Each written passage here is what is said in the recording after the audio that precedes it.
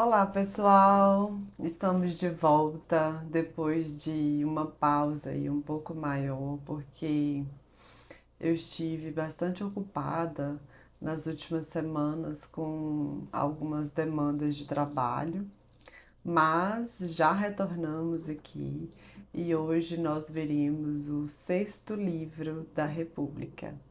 Então, lá no quinto livro, o Sócrates finaliza falando que uma condição essencial, um requisito para que essa cidade perfeita que ele imaginou, essa república, venha a acontecer algum dia, é que o governante seja também filósofo. E aí ele começa a definir lá quem seria o filósofo. E é isso que ele vai dar continuidade aqui no sexto livro. Ele vai falar mais sobre o conceito de filósofo. Quem seria esse filósofo? Qual é a natureza do filósofo? Então ele fala que o filósofo é aquele capaz de chegar à essência, ou seja, de chegar àquilo que, do mesmo ponto de vista, é sempre o mesmo. São características também do filósofo: boa memória, facilidade para aprender, afinidade com a verdade, com a justiça, com a coragem e com a temperança. Então, o filósofo ele é capaz de contemplar o conjunto do tempo e também de contemplar o conjunto de todos os seres. E os desejos dele fluem na direção do conhecimento e de tudo o que lhe é similar. Então, o filósofo ama o conhecimento em si mesmo e ele não se contenta com a superficialidade, ele gosta de aprofundamento e ele gosta da verdade, da justiça, da temperança, da coragem. Ele gosta disso tudo porque é da natureza dele ser assim. Ele sente prazer essencialmente com o inteligível.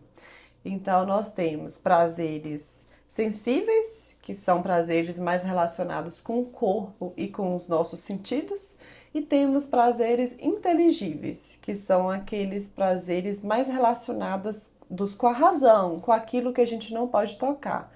Então, por exemplo, a gente sente prazer com uma boa comida, a gente sente prazer com um lençol gostoso, com uma boa massagem, a gente sente prazer em olhar coisas bonitas, a gente sente prazer em sentir cheiros agradáveis, em ouvir uma boa música.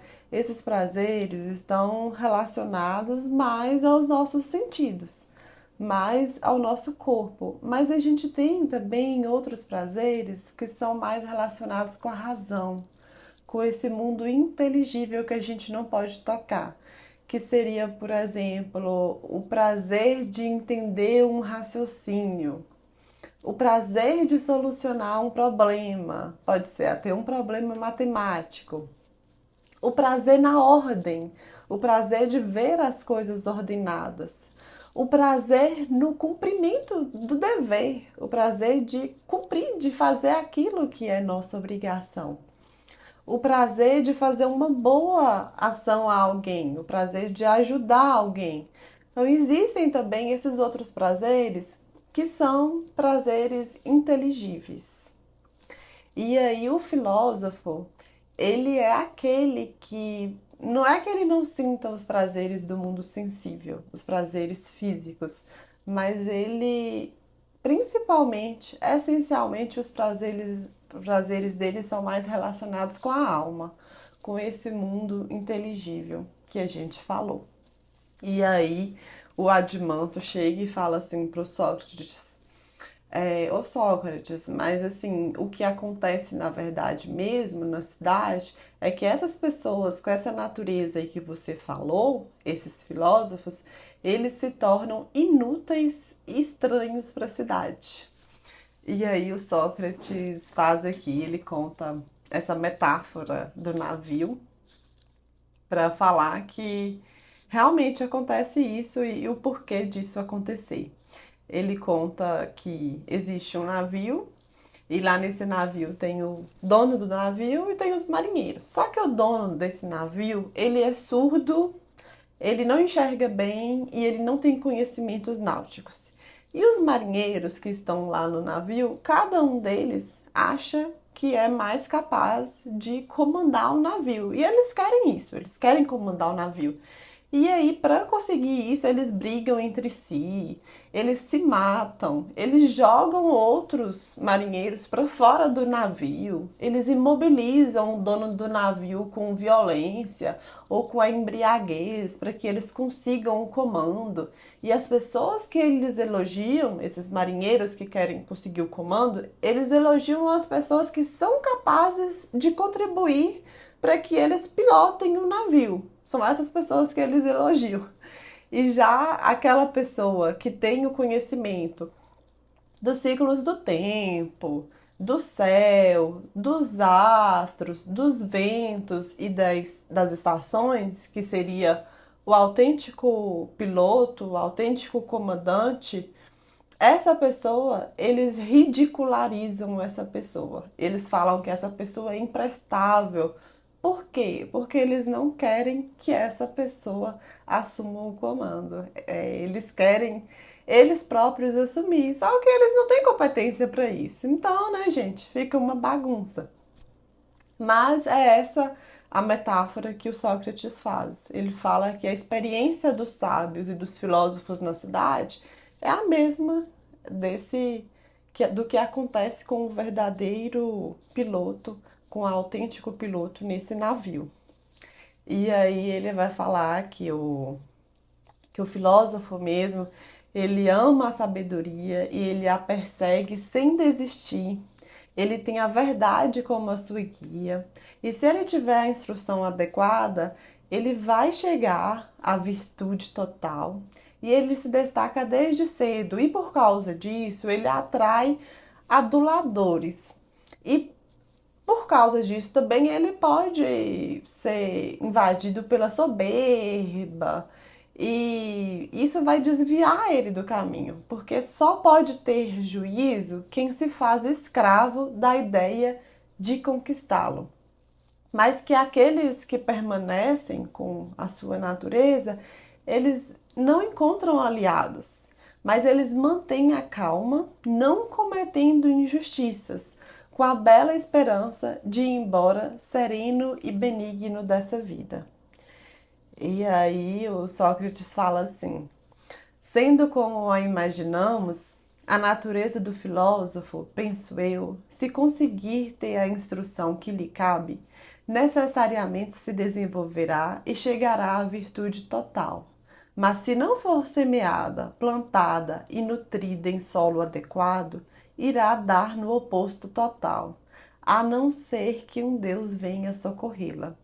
Então, o filósofo, ele é aquela pessoa com muita capacidade para se chegar ao conhecimento, para se desenvolver, para desenvolver esse lado intelectual.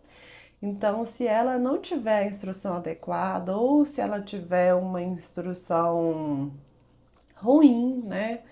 Então, se ela tiver uma instrução sofista, ela pode, inclusive, chegar no contrário do bem. Então, gente, o Sócrates fala assim que essa é uma natureza muito rara. Por quê? A natureza do filósofo é muito rara porque as suas características estão dispersas. Então, essa pessoa tem boa memória, tem facilidade para aprender e tem perspicácia e tem vivacidade. Boa memória, facilidade para aprender, perspicácia e vivacidade. Mas essa pessoa, ela tem que ter força e grandeza de alma suficiente também para levar uma vida regrada, uma vida moderada, com calma e segurança. Então é difícil de juntar essas características aí numa só pessoa. Por isso, essa natureza é tão rara. E aí o Sócrates fala assim: aquele Adimanto que tem seu pensamento verdadeiramente voltado para os seres, não tem lazer para baixar seus olhos para as atividades dos homens, para lutar com eles e encher-se de inveja e animosidade. Mas, vendo e contemplando objetos ordenados e imutáveis que entre si nem cometem nem sofrem injustiças e se mantêm todos em ordem e segundo a razão, tentam imitá-los e assemelhar-se a eles. Ou acreditas que, quando se convive com o que se admira, há como não imitá-lo? Ai, gente, eu acho essa passagem aqui muito bonita, porque é aquela questão da inspiração, né? De a gente ter modelos para se inspirar, modelos que a gente queira ser como essas pessoas. E aí, gente, mas já aqui no final desse livro da República, o Sócrates vai fazer uma comparação aqui do sol com o bem. Ele fala que para a gente enxergar, para a gente ter visão, temos que ter três coisas aí para isso. A capacidade de enxergar, as cores nos objetos e a luz. E o sol é a luz no mundo físico. E o bem é a luz no mundo inteligível. Por isso, o estudo mais importante que esses filósofos precisam ter é o estudo da ideia do bem. Porque é por meio da ideia do bem que vamos conseguir enxergar com clareza as coisas nesse mundo inteligível. E aí, a partir disso, ele fala que existem 4 estados da alma, de acordo com o que ela se baseia para enxergar. Então, temos o estado da inteligência, que é quando a alma se baseia na verdade. Temos o estado do pensamento, que é quando a alma se baseia na ciência. Temos o estado da crença, que é quando a alma se baseia na opinião. E temos o estado de verossimilhança, que é quando a alma se baseia na ignorância. Então ele fala que a dialética ela é mais eficiente, ela é mais eficaz para a gente enxergar, para a gente ter clareza de ideias do que a ciência. Por quê? Porque a dialética ela utiliza as hipóteses como degraus ao princípio de tudo, que é aquele que não admite princípios. Ela não utiliza a hipótese, ela não quer, vamos dizer assim, comprovar aquela hipótese, como muitas vezes acontece na ciência. Ela não utiliza as hipóteses como verdade, ela utiliza as hipóteses só como degraus para se chegar ao princípio de tudo. Por isso, ela é mais eficaz do que a ciência, para a gente chegar à verdade. Então, esse aí, o estado da alma, de inteligência e de verdade, seria o estado em que a alma tem mais clareza com relação ao que ela enxerga. E aí, gente, eu quero encerrar aqui com essa parte que fala um pouco mais sobre o governante filósofo e que o Sócrates fala que isso é difícil, mas não impossível que aconteça. Que basta que um governante filósofo tenha a confiança dos cidadãos, bastaria isso para que nós chegássemos a essa república, a essa cidade perfeita. Mas que se isso não acontecer, nós também nunca chegaremos a esse estado ideal de governo.